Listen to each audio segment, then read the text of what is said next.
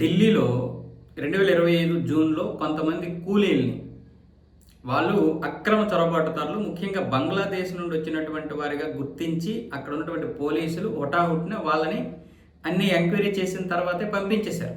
బంగ్లాదేశ్ పంపించేశారు.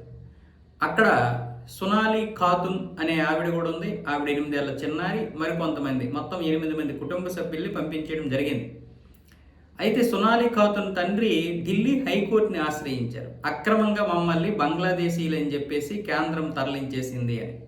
దాన్ని పరిశీలించినటువంటి ఆనాటి ఢిల్లీ హైకోర్టు ఏం చెప్పిందంటే ఇదంతా కూడా ఏ విధానం లేకుండానే కేంద్రము తొందరపాటుగా పంపించేసిందని చెప్పి అక్కడ ఇమీడియట్లీగా సొనాలి ఖాతున్ని ఆవిడ 8 ఏళ్ల కొడుకుని ఇమీడియట్లీగా రప్పించింది.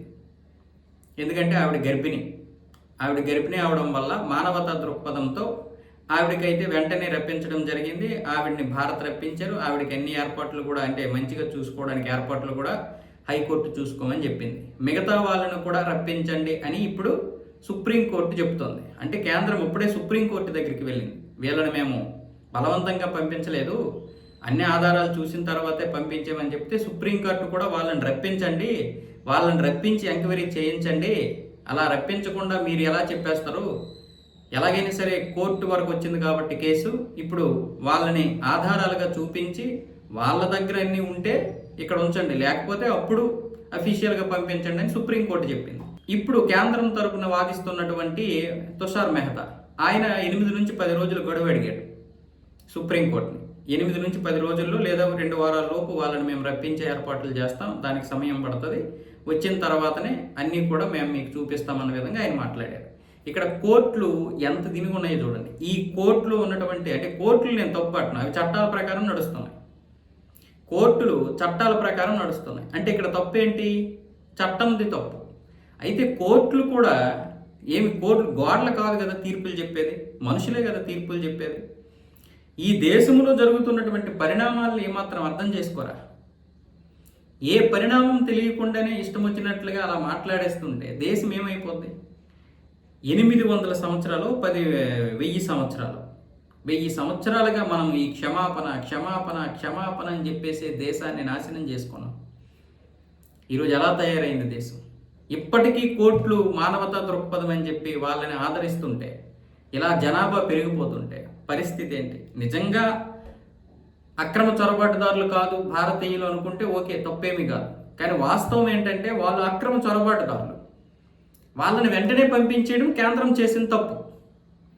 వాళ్ళని మేపాలి, ఒక 5-10 సంవత్సరాలు జైల్లో పెట్టి మేపాలి. అప్పుడు ఈ కోర్టులకు సంతృప్తిగా ఉంటుంది.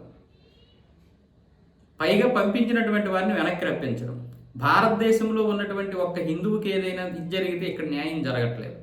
బంగ్లాదేశ్లో ఉన్నటువంటి హిందువుల మీద ఆ విధంగా రాక్షసత్వంతో వాళ్ళని చంపేస్తున్నారు, దాడులు చేస్తున్నారు. దగ్గర 3000 దాడులు జరిగాయి బంగ్లాదేశ్లో కేవలం 12 నెలల కాలం వ్యవధిలోనంటే ఒక్కడూ స్పందించడు. అసలు పాకిస్తాన్లో హిందువులు ఉన్నారో లేరో కూడా తెలియదు. అలాంటి పరిస్థితి. ఎవరైనా మాట్లాడుతున్నారా? లేదు. కానీ ఇక్కడికి బంగ్లాదేశ్ నుండి వచ్చినటువంటి రోహింగ్యాలకి, పాకిస్తాన్ నుండి వచ్చినటువంటి ముస్లింలకి మాత్రం ఈ కోర్టులు బాగా స్వాగతం పలుకుతాయి, మంచిగా తీర్పులు చెప్తాయి. ఇంక మనం ఎప్పుడు బాగుపడేది? అందుకే ఈరోజు పశ్చిమ బెంగాల్ సీఎం సువేందు అధికారి ఏమన్నారంటే మీరు కోర్టులకు తీసుకెళ్ళగండి, మీకు ఎవరైనా అక్రమ చొరబాటుదారులు దొరికితే వెంటనే బీఎస్ఎఫ్ కప్పచెప్పండి అని అటు రైల్వే పోలీసులకి ఇటు స్టేట్ పోలీసులకి చెప్పారు ఆయన. మీకు ఎవరైనా అక్రమంగా ఉన్నారంటే బీఎస్ఎఫ్కే అప్పచెప్తే వాళ్ళ దగ్గర భారత పౌరసత్వానికి సంబంధించినటువంటి పత్రాలు ఉన్నాయో లేదో చూసి అటు పంపించేస్తారు. పత్రాలు ఉంటే ఇటు పంపిస్తారు, పత్రాలు లేకపోతే అటు పంపించేస్తారు. మీకు అనుమానం వచ్చిన వాళ్ళు అటు పంపించేయాలి. ఈ కోర్టులు గీట్లు అంటే కష్టమైనట్లుగా మాట్లాడారు. కరెక్టే కదా? ఈ కోర్టులు సంవత్సరాల తరబడి ఈ తీర్పులు చెప్తా ఉంటే వాళ్ళేమో హ్యాపీగా ఇక్కడ దర్జాగా అన్ని మేసుకుంటూ మన మీద ఏమొచ్చేసి దాడులు చేస్తూ ఉంటారు. అందుకే తీర్పులు చెప్పేటటువంటి కోర్టులు కాదు, ఈ చట్టాలు మార్చాలి. అవసరమైతే రాజ్యాంగాన్ని కూడా ఇప్పుడు మార్చాలి. రాజ్యాంగాన్ని మార్చకపోతే దేశం కంటే ఏది ఎక్కువ కాదు కదా. దేశం విచ్ఛిన్నం అయిపోతున్నప్పుడు దానికి కావలసినటువంటి ఏర్పాట్లు చేయాల్సింది రాజ్యాంగమే. కాబట్టి పెద్దలందరూ కలిసి, న్యాయ వ్యవస్థలన్నీ కలిసి, అంటే రాజ్యాంగ వ్యవస్థలు అలాగే రాజకీయ వ్యవస్థలు అందరూ ఒక మూకుమ్మడిగా చేరి ఒక ఏకపక్ష నిర్ణయం తీసుకోవాలి రాజ్యాంగం మార్చడానికి. ఇక ప్రతిపక్షాలు అవన్నీ ఎప్పుడూ వ్యతిరేకిస్తూనే ఉంటాయి, దాని గురించి మనం మాట్లాడాల్సిన అవసరం లేదు.